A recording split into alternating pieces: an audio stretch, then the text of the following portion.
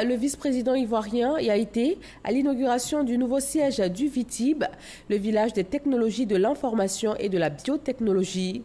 Daniel Cablon-Duncan a aussi inauguré une unité de production pharmaceutique. Chiram Kofi Abola.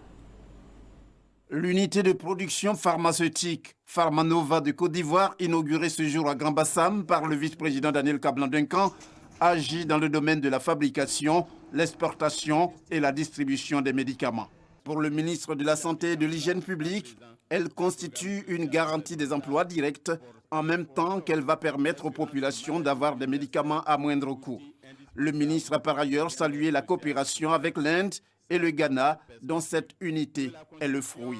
La construction du laboratoire Pharmanova, que nous avons le plaisir d'inaugurer ce jour, répond à cet impératif de développement du secteur pharmaceutique national, faisant de notre pays un acteur important et incontournable dans l'industrialisation pharmaceutique de la sous-région. Ainsi, en plus d'être le fruit d'une coopération internationale féconde entre la Côte d'Ivoire et l'Inde, en plus d'être également un outil de coopération sud-sud, puisque Pharmanova est déjà chez notre voisin le Ghana, la réalisation de cette usine pharmaceutique est aussi un exemple concret de la volonté du président de la République de promouvoir l'industrialisation du secteur privé de notre pays. Autre structure également inaugurée, toujours à Grand Bassam ce jeudi par le vice-président, c'est le nouveau siège du VITIB, appelé l'hôtel d'entreprise TIC du parc technologique Mahatma Gandhi, structure qui se veut la vitrine technologique de l'Afrique de l'Ouest et même du continent. Le ministre de l'économie numérique et de la Poste a assuré de son engagement à tout mettre en œuvre pour l'atteinte des objectifs du VITIB, entendez le village des technologies de l'information et de la biotechnologie. La cérémonie de ce jour n'est pas la fin d'un parcours, mais plutôt le début. Il nous faudra définitivement transformer l'essai en succès durable, à savoir faire du VITIB une zone franche, capable d'attirer des entreprises nationales et internationales de renom et de créer des emplois, en particulier pour nos jeunes.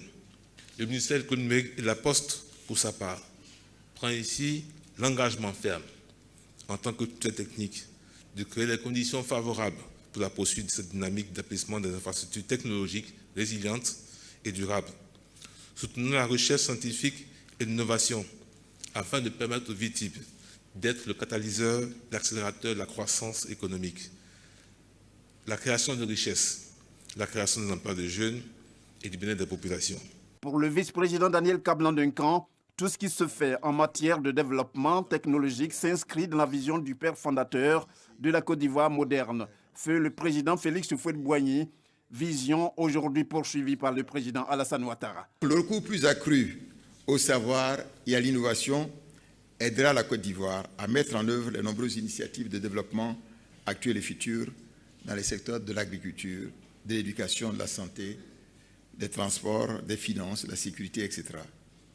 Il faut donc développer les compétences, les technologies, les capacités d'innovation dont le pays a besoin pour concrétiser son programme de transformation.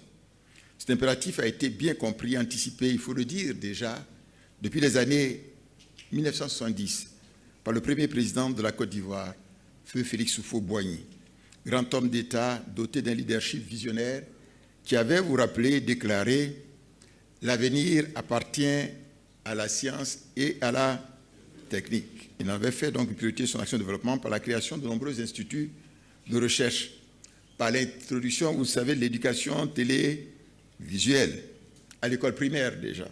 C'est donc dans cette même perspective que dès 2011, le gouvernement, sur l'instruction du président de la République, son excellence M. Alassane Ouattara, a mis en œuvre d'importantes actions en vue de développer l'esprit de créativité des Ivoiriens et l'innovation technologique dans notre pays.